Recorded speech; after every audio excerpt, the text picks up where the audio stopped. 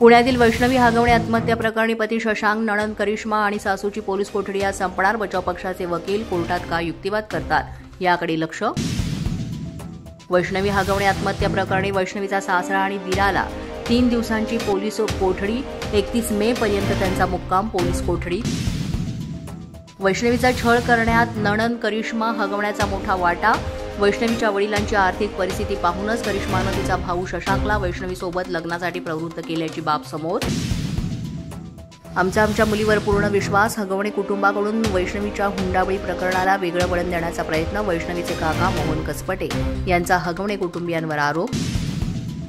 राज्य महिला आयोगाचे मुख्यमंत्री फडणवीसांना पत्र. मयुरी हगवणेच्या तक्रारीनंतर नोव्हेंबर 2024 मध्ये गुन्हा दाखल झाला. 60 दिवसात दोषारोप पत्र दाखल का झालं नाही याची चौकशी व्हावी. पत्राद्वारे रुपाली चाकणकर यांची फडणवीसांकडे मागणी. महिला आयोगाच्या अध्यक्षा रुपाली चाकणकरांची सुरक्षा काढा. स्वराज्य पक्षाचे सरचिटणीस योगेश जाधवांची मुख्यमंत्र्यांकडे मागणी. चाकणकरांच्या जीवितास धोका नसताना Y+ सुरक्षा का, असा देखील जाधवांकडून सवाल. बीडच्या महादेव मुंडे हत्या प्रकरणात अनेक महिने उलटले तरी अजूनही मारेकरी मोकाट. गृह खात्याकडून कोणतीही हालचाल दिसत नाही ही अतिशय खेदजनक बाब. सुप्रिया सुळेंकडून एक्सपोज करीत नाराजी व्यक्त.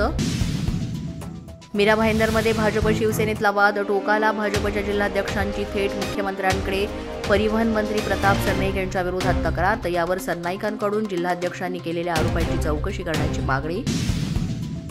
गोळीबाराचा बनाव करत स्वतःवर हल्ल्याचा कट रचला. अखेर पोलिसांकडून शिवसेनेच्या युवासेना जिल्हाप्रमुख निलेश घारेला अटक. शस्त्र परवाना मिळवण्यासाठी गोळीबाराचा बनाव रचला होता.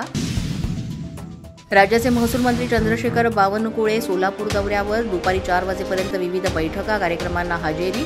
तर सोलापूर जिल्हा भाजपच्या कोर कमिटीची बैठक. अशाच नवनवीन आणि ताज्या घडामोडी पाहण्यासाठी पोलीस माझा न्यूजच्या चॅनेलला सबस्क्राईब करा.